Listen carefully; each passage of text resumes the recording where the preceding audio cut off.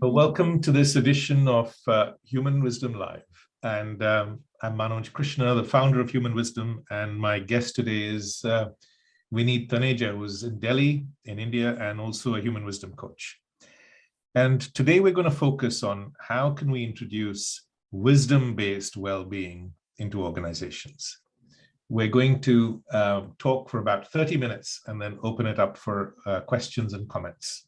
We're going to cover 5 key things. Firstly, talk briefly about the scale of the problem. How much is mental well-being or illness an issue in organizations? What impact is it having? Why is there so much stress and anxiety in the world?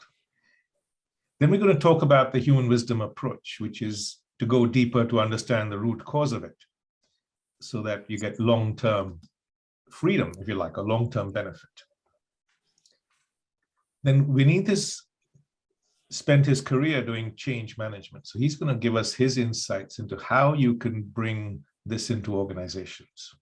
And we'll end with talking about the benefits to organizations of embracing this whole approach. So Vinit, let's get the ball rolling. And maybe we could start by asking, how big a problem is this in organizations? Yeah, so I think first thing is to be clear that when we talk about a problem, what is the kind of problem we are talking about? Because when you start dealing with issues of mental health or a stress that ensues in the organizations, what you end up seeing is a lot of costs that organizations are incurring. I mean, unfortunately, in India, we don't generate too much data, but you have US and European studies. And one of them, for example, in the US estimates that stress costs companies around $300 billion in a year. Yes. That's humongous. Yes. And these are hidden costs, aren't they? They're not like direct costs that you can see on your balance sheet. So, it's kind of goes unnoticed. In the UK, they're saying the cost is around 70 billion to companies every year. And the American Psychiatric Association said that a person with a mental health problem, which could be just stress even, is 35% less productive. Yeah. And I guess attrition or turnover of people is that's another big one, because almost 40% turnover, I think some studies have reported, yes, happens as a result of that. Yes, and nowadays we have the great attrition around the world. People, especially in America, are just not going back to work, or in Europe. So suddenly there's a challenge in terms of having good people leave organizations. Okay, but why do you think? What are some of the factors behind the high levels of stress and anxiety? Say 80% of people in most studies say they're stressed. About 20 to 50% say they suffer from anxiety. Why do you think that is? What are the factors behind that? I think to me, the first and biggest factor is perhaps a gap between expectation and reality. So often my expectations are ahead of reality.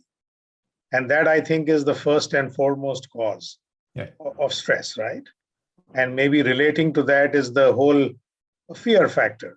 Working in an organization, I have fears of being a failure. I have fears of evaluation. So these are the 2 very obvious ones. And there are many others, I think, as we probe deeper. No, you could be afraid of losing your job. You're afraid what other people think about you. Right. You're comparing yourself with others all the time, unconsciously even. Your mind isn't aware of that. So somebody is better than you, or he's closer to the boss, or the boss is talking to him more than he's talking to me. And all those little things start sort of, weighing up. Yeah, and maybe running in a rat race, not even knowing what this race is all about. Yes. And everybody is beginning to run faster in some direction. Well, the company is competing with others in the world. So inside, there's pressure on the employees to do more and more. And of course, you may assume your stress is caused by work, but that may not be true. You might be stressed in general, but you just associate your work, or you link your work with that stress, right? Yeah. But there's also subtle power games, aren't there, in organizations that can be very distressing, especially in big ones. There's a lot of jostling for position, power, authority. And of course, unhappy relationships are a big cause of stress everywhere, whether you're at home or at work, right? Yeah. Everybody wants to be the CEO, for example. So yes. Yes. Yeah. The other big area, I think, especially in modern times, is that we are at work exposed to a very diverse group of people, aren't we? Yeah.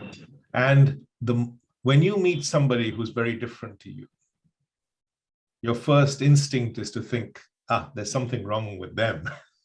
Or you feel anxious or disturbed in some way, and that is caused by who they are rather than just the difference between you. So I know inclusion and diversity is a huge subject in many organizations who are working hard to address it. Yes. But also, I think sometimes if you have a negative attitude, that can contribute hugely to your own distress, unhappiness, and so on. And of course, you blame work for all of that. Okay. Absolutely correct. Yeah. All right. So let's focus a little bit on stress then and talk about what are the things that we can do in terms of how is our approach, the human wisdom approach, different in terms of tackling stress? I think whatever I have understood and whatever I have even attempted to practice at a personal level, the first and foremost thing is it starts with an inquiry. Because if you're feeling stress, the first thing that you realize is that we end up externalizing stress. And we believe that stress is getting caused by the events on the outside. Yes. Whereas actually it is caused by our response to the events. Yes. So it's all about the internal state and what it is ending up doing to us, which is the principal cause of stress. Yes. That's really difficult for most people to understand, isn't it? Yep. In fact, the human mind is wired in such a way that the moment I feel stressed or anxious, I think the cause of it is outside. Yeah. Whether it's work or I'll tell you a story. I used to have two secretaries who worked for me when I was a surgeon in practice. And they worked part-time and their job shared. So they only met like half a day a week when they overlapped. Mm-hmm. One of them was super stressed. The other one was completely relaxed. She'd come in the morning and happily go through the day. The one who was stressed always blamed the work for her stress. Yeah. The phone doesn't stop ringing. There's too much to do. I'm behind my work, and so on. And when I used to point out that, look, you got your colleague who's doing exactly the same job is fine. It was really difficult to convince her that it was her, the way she was reacting or responding to the situation.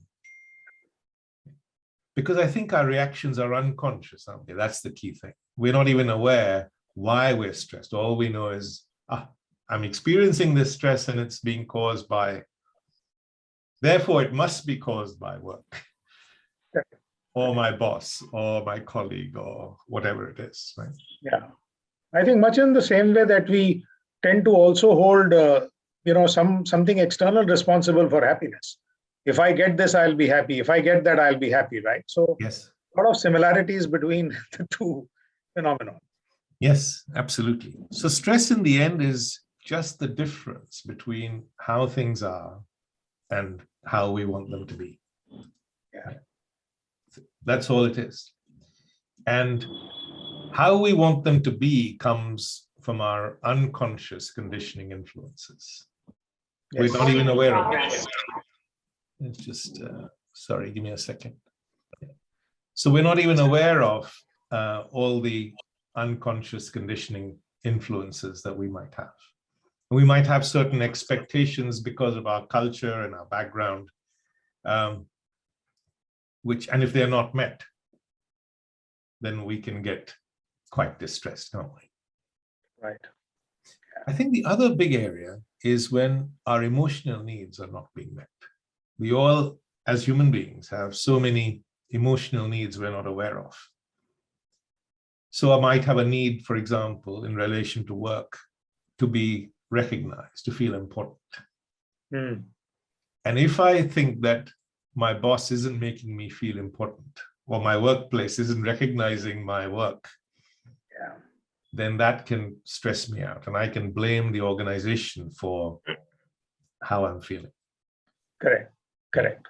So when I was a surgeon, I used to walk around the wards and at 2 a.m, stop at a nurse's desk and say, I remember this conversation. So I said, hey, how are you doing? She said, I'm really stressed, Mr. K. They used to call me Mr. K. I said, why? She said, nobody recognizes my worth. It's a thankless job. Mm. And I said, it's such a privilege to do what you're doing, looking after people. Why do you need other people to recognize, your worth? Correct. So that can become such a tremendous cause of distress, especially because you're not aware of that in your background, right? Yes. Yes. What about comparison, Vinit? That's a big one in organizations. Can you think of a couple of examples or an example where how that plays out? I think to me the most interesting example is for example, the forced comparison that we impose at the end of the year when you do performance assessment, right? Right. So we have something called normalizing. So in the principle of normalizing, it means that the first 5 or 10% are going to get the top rating. The next 20% are going to get the next higher rating. The last 10% or 5% may even be asked to go because they have a poor rating. Right. So irrespective of what your performance might be, you're forced into some kind of a relative scale, right? Yes. So comparison is completely inbuilt into our system. Yes. Yes. So when I also work a lot with children, and at the moment, the process of comparison is unconscious and automatic in our thinking. Who's got what car are you driving? Which holidays have you been on? What's your salary? All of that. 100 ways our mind's comparing all the time. Yeah. And of course, in any organization, there are going to be people who are above you, better than you, So that's a huge cause of distress. Recognition, as we talked about earlier. So when I talk to children, I learn something so much from them. So I was talking to these 13-year-olds and I said, how would your life change if your mind only compared itself when it needed to? And not automatically and unconsciously all the time. Yep. And this girl who's only 13 said, I would be free. So the challenge I think organizations have is stress is a reaction from our thinking to external events, but everyone in the organization assumes it's the organization that's causing my stress. Okay. And of course, as a result of that, directly, the productivity is going down. I'm not saying organizations themselves, of course, can become happier workplaces. You can have more enlightened bosses and so on. What about leadership, Vinit, middle managers and leadership in organizations? How does that contribute to the stress that staff may feel? So I guess, see, again, first thing is, how am I dealing with my own self, right? If my own ability to deal with myself gets restricted because of all the things that we have set up to now, then I'm only transmitting that down the line, isn't it? Yes. My own sense of insecurity, my own sense of comparison, then starts to become the bugbear for the rest of the organization that works under me. Yes. So I think it's almost like what is that effect of a snowballing effect that happens? Yes. I think enlightened leadership is so important. And of course, most organizations will focus on training up the top C-suite, but it's actually the middle managers and the rest of the organization that really determine the happiness or not of the staff that they deal with, right? Yeah, but I mean, I also have maybe another view, which is often the top management feels that the training or the education is for others, but not for us. So you also have that different kind of a problem. Correct. Which is that I'm not evolving myself in the process, but I'm expecting others to do so. So I guess it's cutting both ways. Yeah. Yes. So whichever way it works, whether it's some issues linked to the organization in terms of leadership and workforce, and whether you have a culture of fear, for example, in your organization, because if you live with stress, your productivity drops by 30 to 40%. And if you live with fear, you live with stress. There's no question. Yeah. So what can organizations do? So that's one question. And then what can we do? What can workers do at the other end? How can the organization educate its workforce to deal with challenges in a more resilient way, if you like, and not in the old patterns? Yeah. So I think first thing is I want to put stress dead center and talk about it and say that if the whole objective is to manage stress better, let's say in an organization. So let me put it this way, that any intervention is all about managing that, right? How would I really begin such a journey? Yes. I guess the first aspect, so I, whatever change management work that I have done, the framework that I have has a few components. One component is commitment. The second component is involvement. And the third component is systems. Okay. And if I just spend a little bit of time on each one of them. Please do. So the starting point is, how is the top management or the leadership demonstrating its commitment towards managing stress or reducing stress or even building that culture in the organization where people are able to deal with it much better, right? That's a starting point of the journey. And it's very interesting that, Rajinder is out here amongst us. And one of the organizations that I worked with, I still remember that one of the objectives that a leadership team member took is that I will not become angry. And he placed this objective right in front on his table. And if people were coming and sitting in front of him, sometimes he would get angry. He would immediately look up and he would find this notification staring him in the face saying, "Thou shalt not get angry," right? So first thing is to even make a commitment for your own self, because unless and until you do that for yourself, how do you really encourage others to do so? There's one step probably before that, Vinit, which is to recognize that there's an issue. Most definitely. Even I'm taking that as a given. Yeah. Mental health and the way I am and the way the organizational culture is impacting not just the well-being of staff and how happy they are, but actually my bottom line, in terms of productivity and all that. And a lot of organizations don't even have this awareness, right? Absolutely. And I see some people may have an awareness, but then nowadays I also find that everybody is talking about ROI. As if, I pity the HR guy sometimes sitting there saying that, listen, buddy, there is something called faith, right? You have to understand that if you want to develop people or if you want to manage stress, it is going to result in better productivity. No? Do I have to give you a mathematical algorithm to be able to prove that? Yes. So, there are those challenges which are somewhere quite distinct by their own sense. But I agree with you that that's a starting point. Okay. So commitment is one from the senior management. Yeah. So I guess once the commitment happens, and commitment is one is my own personal commitment in terms of what I am doing, how I am working at it. The other is making resources available in the organization so that other people also have the opportunity to work on their own demons, right? Right.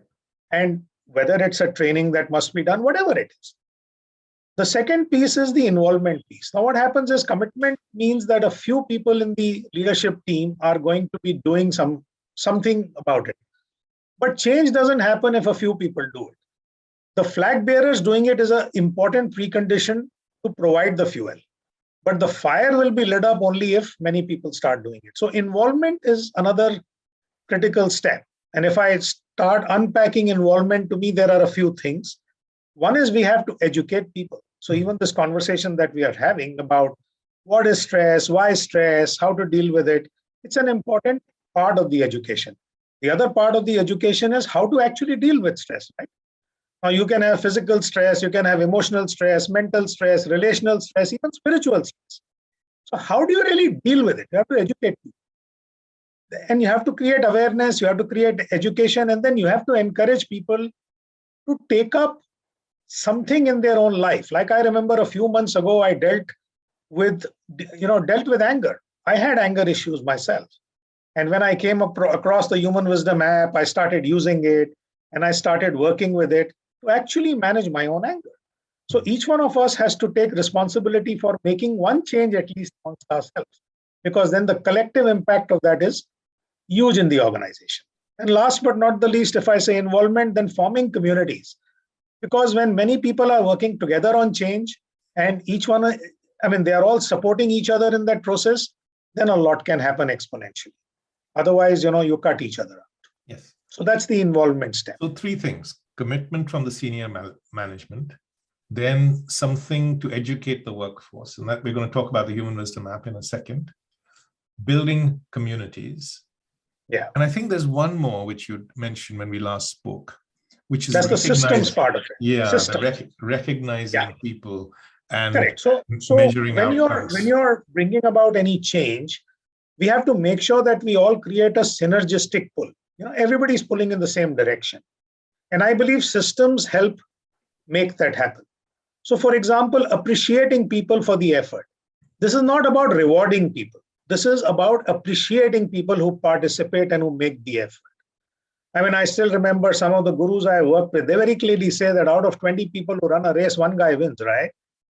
Everybody rewards him anyway. He's very used to that. But what about the other 19 who ran the race? Do we have mechanisms to recognize them and appreciate them? Yes. The second thing, for example, is some kind of a measurement, which tells you how you're progressing. So even the Human Wisdom app has some elements of it, but the organization needs to set up a measurement. Yes.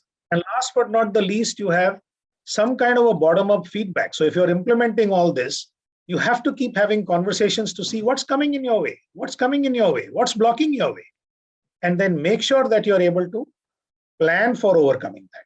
So I guess commitment, involvement, systems are the three pillars on which any of this change management will move forward. Okay, now let me take 5 minutes and show the Human Wisdom app and all the elements that we've created that can help organizations do exactly the things that you've spoken about.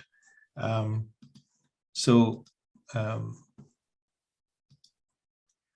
thought I'd start with this screen, which is inside the work module, which is questions to explore when you're unhappy at work.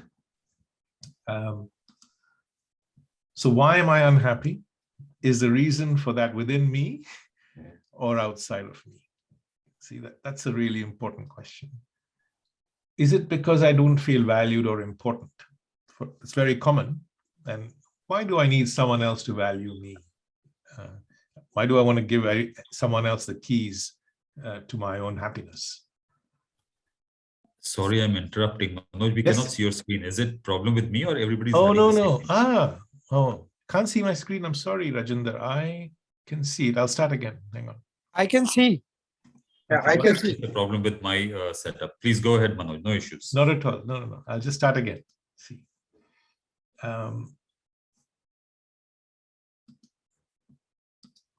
Okay. So the third question could be, can you see now, Rajinder? Any luck? Please go ahead. Okay. Is there another reason behind my unhappiness? For example, could it be I'm comparing myself to somebody else unconsciously? If I stop doing that, would I be happier? Or are there some other unmet expectations behind my unhappiness? For example, can I examine these expectations? Are they reasonable? Can I let them go? If I could I be happier? Can I accept people as they are?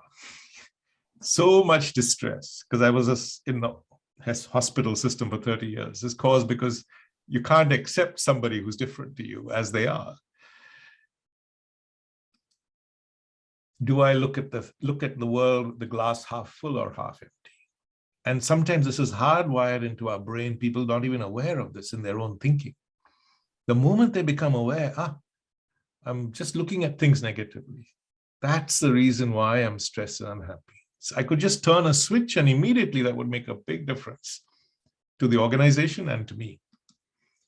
Or look, am I bringing my unhappiness from home to work? But so this is the work module. It's got 4 sessions. There's also a podcast on being happy at work and workplace relationships. And then this leads you back to the entire app. So we're just going to redo the interface, but broadly speaking, it goes up and down and right to left. It's got 60 plus modules, about 6,000 screens. It's based on one simple thing: helping people understand themselves and how their own minds work. The more you understand yourself, the easier it is to understand others, because deep down, we're the same human being. Our minds work in the same way, just like our hearts do. So Vinit mentioned the survey. So we have a wisdom survey, which gives someone a wisdom score. So as they go through the program, that score changes. And then organizations, we can share that data with organizations in an anonymized way. And then organizations can compare that with their own internal metrics. Is it resulting in less sickness absence, or less stress, or happier employees, or whatever? And we have a number of podcasts in our podcast section linked to the world of work. So Freedom from Prejudice and Racism covers diversity and inclusion, or how do you lead with wisdom? How can we make better decisions?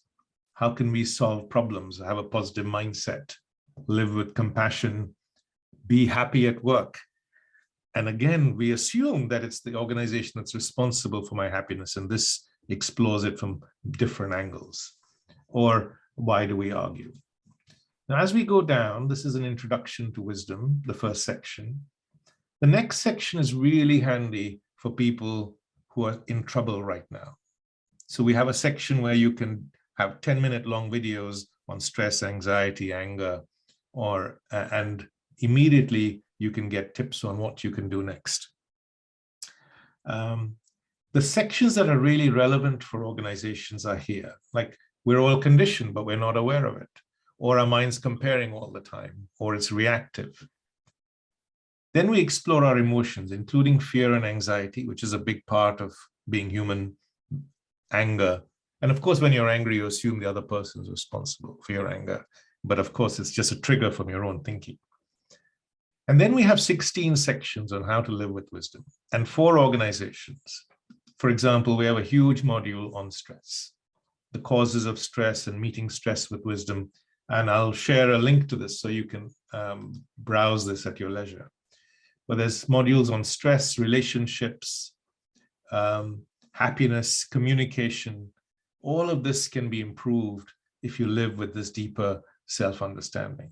Exploring success and failure. You know, leaders are under much more pressure than their workers are. And how do leaders build their own inner resilience? Or how to deal with money, work, and then there's a whole module on leadership. So I'm going to let everyone browse that at leisure, Vinit. So let's then end by asking, how does all this help organizations? Why should they bother? Because after all, it's time, commitment, some money involved, relatively low cost in terms of the Human Wisdom app, because the advantage is every person in your organization can then be on the same page in terms of this deeper understanding and wisdom. So why should organizations bother? And why should they bother with Human Wisdom and not, you know, one of the other apps which just help you to be calm or meditate or breathe or whatever? No, absolutely. And I think before I answer that question in a generic way, I also want to say that whilst I've been working on the subject of well-being and taking it into the organizations, for me, this app has come as a very refreshing breath. Because what I realize is that we all need pocket companions. It's like a just-in-time. It's not very easy to get people into classrooms and teach them about different elements of stress, for example. Depending upon my own reality and my own context, I can just draw that wisdom as and when I need it, in the doses that I need it, and the time that is available to me in which I can make it available to myself. So I think to me, that's the first and foremost big aspect about the Human Wisdom repository, as I like to call it. I think in terms of benefits, whatever I have seen from my experience, first thing is, if I feel lighter, And this may sound very simple, but I can feel very tight working in an organization, or I can feel very light working in an organization. When I feel lighter as a result of all this, all this pressure is not there on my head. I believe I bring a lot more of myself to the organization.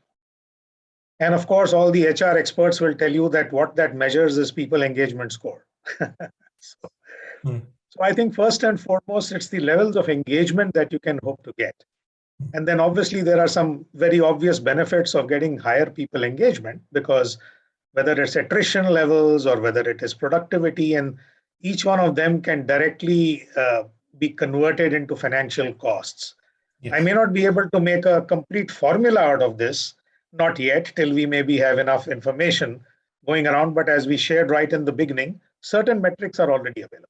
They're already there. I've come across data which show staff that are more engaged result in 20% more sales, or 40% less staff attrition, or direct impact on sickness absence. But the more subtle thing that's harder to measure is how the culture of the organization changes, where it becomes a place where people are happy to come to work, where senior management, you're a boss, you're happy to be challenged by people. In fact, you have a culture where people are able to challenge each other, live without fear, with compassion, goodness. I mean, how much compassion is there in organizations? You see, kindness, compassion, it's the thing that oils the wheels of human activity and behavior. And somehow it's gone missing in most organizations in the world, and it has a direct impact on outcomes. Very true. Okay. All right. So let's pause there, Vinit, and open this up to our guests who are here with us today. And let's hear from them and see what their perspectives might be. Yeah. Dominic, you've been in organizations for a long time and seen lots of, been in education, but same, it's just an organization with people. What it is? What would you like? Could you add something to this discussion, perhaps? I'm not sure whether I can add something. It's been really well explored, and I really appreciate it. I think what was coming up for me, it is this responsibility, actually, and this personal responsibility. And as you said, Manoj, it's really hard for people to accept that. One of the questions that you mentioned in the app there was, is my stress coming from the organization, or is it coming from inside? I'm sure the answer that many people will give, well, it's the organization. It's got nothing to do with me. And if they did that, then I would be okay. And that for me, it's kind of exploring that barrier, really, and trying to get people to see it from a different perspective. I use the traffic jam analogy that you use. It's quite simple, isn't it? If we're all in if all of us on this call were in a traffic jam, we'd have as many different reactions to the traffic jam. Some would be cursing and expecting cars to get out of their way so they can get through because they're more important. Some people would be switching the radio on and relaxing back and thinking, oh well, I can accept this, and various levels within. But until we see that it's an internal reaction, then it's going to be really difficult. But I think once you see it, and I've said this before, once you see it, you can't unsee it. And for me, one of the things that's different about the Human Wisdom Project is it isn't about putting first aid in place. Actually, that's a sticking plaster after things have happened, or trying to manage the stress after, as Vinit said about the, anger management. Actually, there are many things that you can do once you're in the anger, and certainly with children. I used to deal with children I used to call it in the red zone, where you couldn't speak to them. You had to, get them to calm down first and then approach it from there. Now, for me, that's kind of partly like a first aid thing. the power is in actually, let's go deeper. And what causes my anger? What causes that in the first place? And that for me is the essential difference with the Human Wisdom Project. It's not a sticking plaster. It's not a, let's do some meditation and then we can feel okay for today. And then tomorrow we'll be back in it again. And oh no, here we go. Actually, let's get to the root cause of this so that it's not just about feeling better for now, it's about feeling better for good. And it's preventative. That's the other key thing. Yeah. So if you live with this wisdom, most of the time we respond after the event, don't we, Vinit? But living with this deeper self-understanding helps us to avoid problems. And as you know, preventing problems is just so much easier than trying to overcome them. Do you have anything to add, Vinit? Because you've done the anger module yourself in the app, and how did that particularly affect you? Yeah, I think for me, the biggest realization when I was working on myself and taking help of the app was that the primary source of anger within me was emerging from my own expectations, right? So even though I was managing it pretty well with outsiders, but with my own close family, I mean, they are your biggest A-level test in any case in life, right? So the issues were there that you expect somebody to behave in a particular way, and I realized that at least slowly I could shift the whole thing from not bursting out in anger to making the frequency less, making the amplitude less, to perhaps very slowly touching the elements of prevention. But I can tell you, holding it isn't easy. Despite all this journey, sometimes I do see myself getting away. But I think the biggest thing is I'm now constantly aware, and that awareness begins to arise before any bursting happens. So I'm able to contain it a lot more. Yes, no, it's a journey for all of us, you see. Yeah. But that first step, as Dominic said, to realize that I am responsible for my own anger. It's not somebody else. I think that's the key. Thank you. Bye-bye.